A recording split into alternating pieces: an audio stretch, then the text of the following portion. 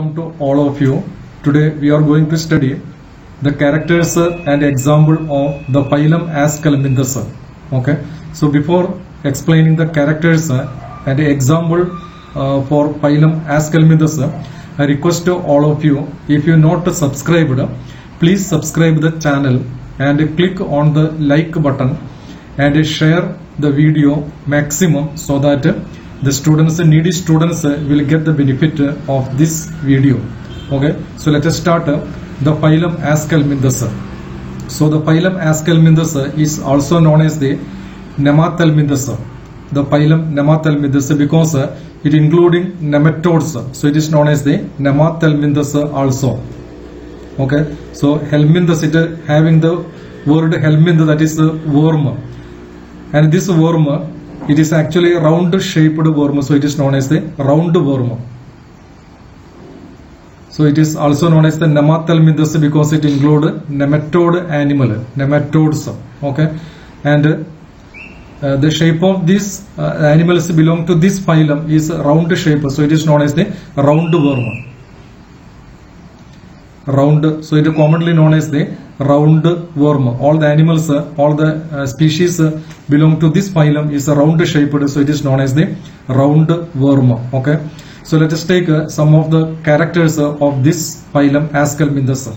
So in this video, what we are going to learn, so the first point we are going to learn is the general characters of the phylum Aschelminthus. Okay, then we will study the sexual dimorphism, the property of the some of the animal that is showing the sexual dimorphism, and also some examples of for this phylum. So different examples, sexual dimorphism, and a few important characters of this phylum that we are going to learn today's video. So let us take the characters first.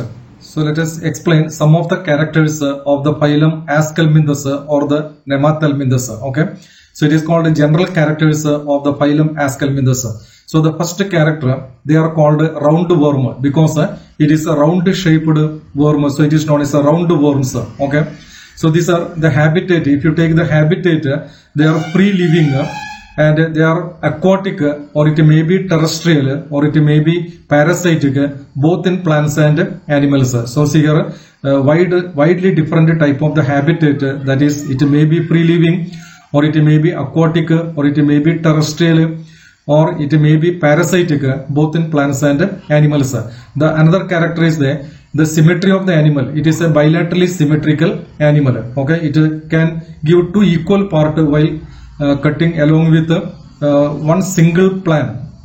So it is known as a bilaterally symmetrical animal. Okay, so it is a triploblastic animal because it has a ectoderm, endoderm, and mesoderm. So it is a triploblastic animal. Okay, at the same time, if you look the coelom of this animal is belong to the pseudocoelomate. Why this animal is belong to pseudocoelomate? Because the coelom present, but the coelom is not a true coelom. So what is the difference between true coelom and pseudocoelom?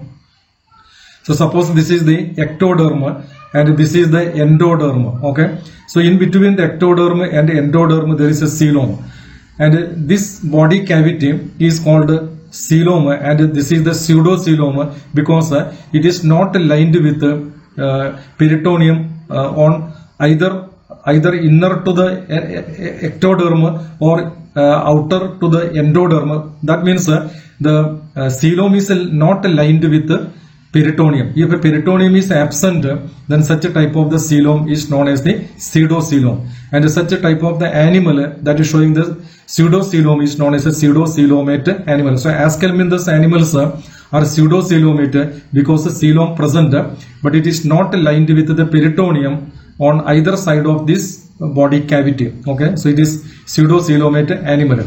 Then see, it has a complete digestive system. What is a complete digestive system? If the digestive system have the mouth, that followed by pharynx, then esophagus, then coming the stomach, and then intestine, and this intestine finally opening outside through the anus. That means the digestive canal having at one end mouth and opposite end anus. So mouth and anus that are present at opposite end, such a type of the alimentary canal or digestive system is known as the complete digestive system. So digestive system is a complete. At the same time, if observing the pharynx having muscles. So pharynx is a muscular pharynx. Okay, so that is about the digestive system of this animal. Then the body plan, it is showing the tube within tube body plan.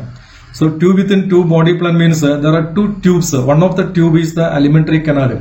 Then another tube is the body wall. Okay, so it has, if you take the tears of this animal, you can see a body wall outside, and inner to that there is one more canal, that is the actual alimentary canal. Okay, so one tube within the another tube.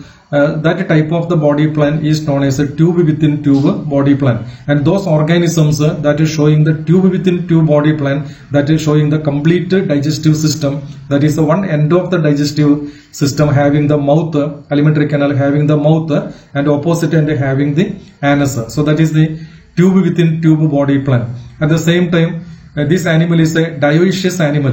Dioecious animal means the sexes are separate. That means male animal different and female animal different. That means male and female animals you can see in this Aschelminthes. One animal is the male and another is the female, that is opposite sex, or sex organs present in the different organisms, that is known as a dioecious, or it is known as the unisexual organism. Male and female separate.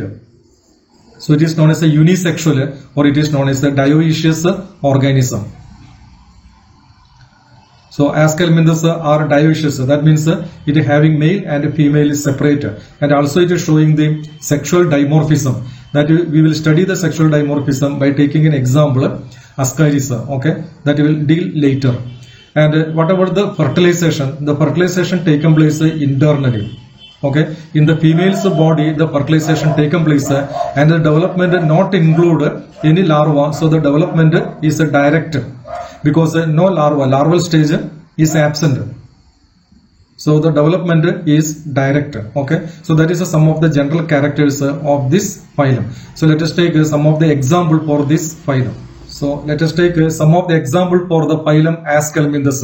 The most common examples are Ascaris, it is known as a roundworm, Wuchereria, that is known as a filarial worm, and Ancylostoma, it is known as a hookworm, and Enterobius, that is known as a pinworm. So roundworm, filarial worm, hookworm, and pinworm are the some of the common example belong to this phylum Aschelminthes.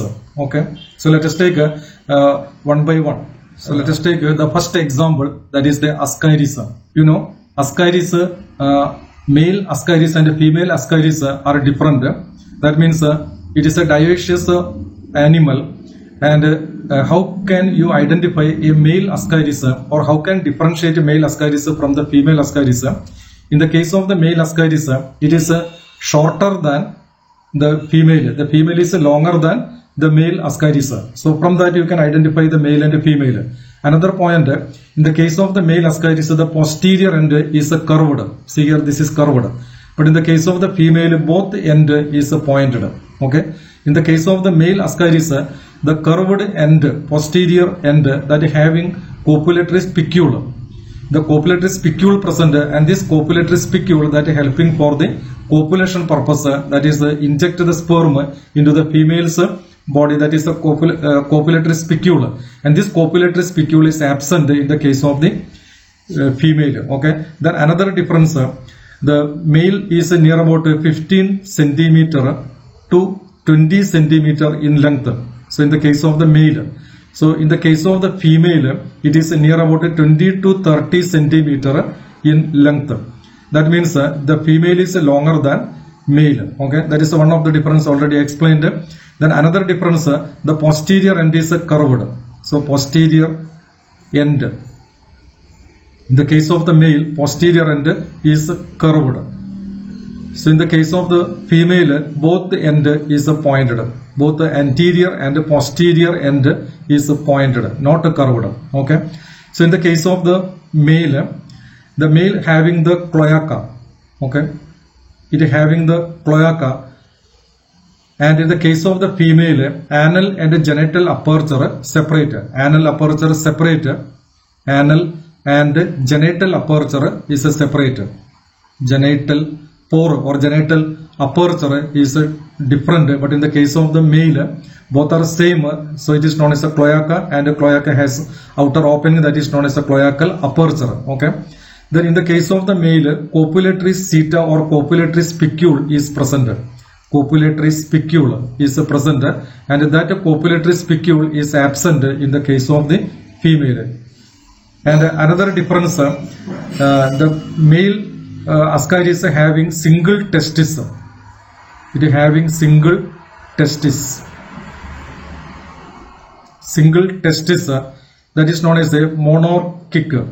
Mono means a single, monarchic. So single testis, that is known as a monarchic. But in the case of the female, a pair of ovary present. So ovary is paired. In the case of the female, ovary is paired.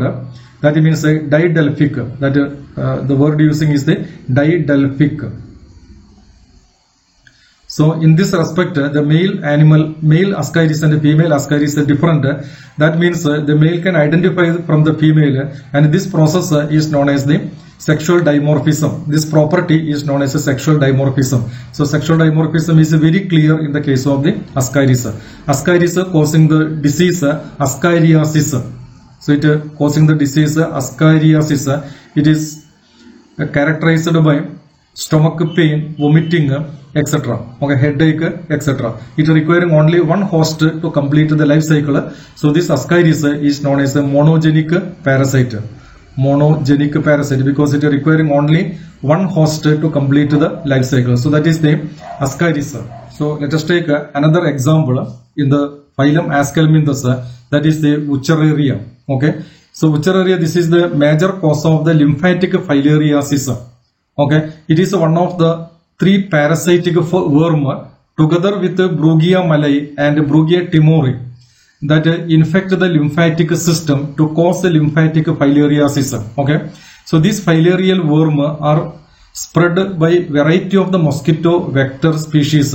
Okay, so Wuchereria bancrofti is the most prevalent of the three, and affects over 120 million people, primarily in the Central Africa and Nile Delta, South and Central America, the tropical regions of the Asia, including the southern China and the Pacific Island. If left untreated, the infection can develop into chronic disease called lymphatic filariasis. Okay, see, this is the filarial worm.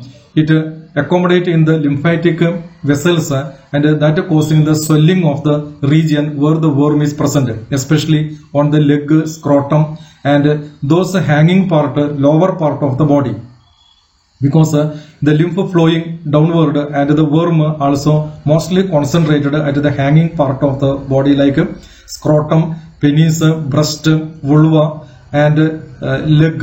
Okay, so that is the Wuchereria.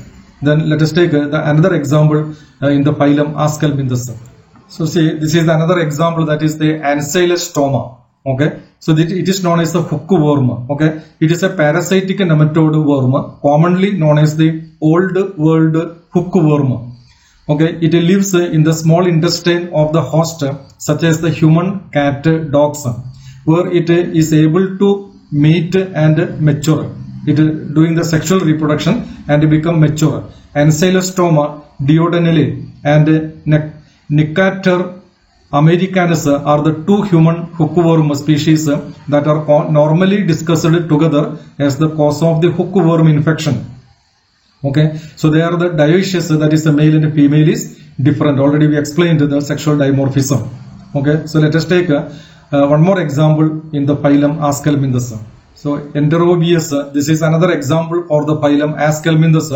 It is commonly known as the pinworm. Okay, so it is also a nematode roundworm and a common in intestinal parasite or helminth, especially in the human. Okay, the medical condition associated with the pinworm infestation is known as the pinworm infection, or it is known as the enterobiasis. Okay, so that is the enterobius. It is also known as the pinworm. It is a very nuisance if the infection that causing the itching in the anal region, and during this itching it also causing the retro infection. That is, it may be the egg may be entangled in the nail, and through the finger it may enter into the mouth and the infection cause, or otherwise it penetrate the skin around the anus and the retro infection that is causing the retro infection. Okay, so that is the enterobius. So that is all about the phylum Aschelminthes.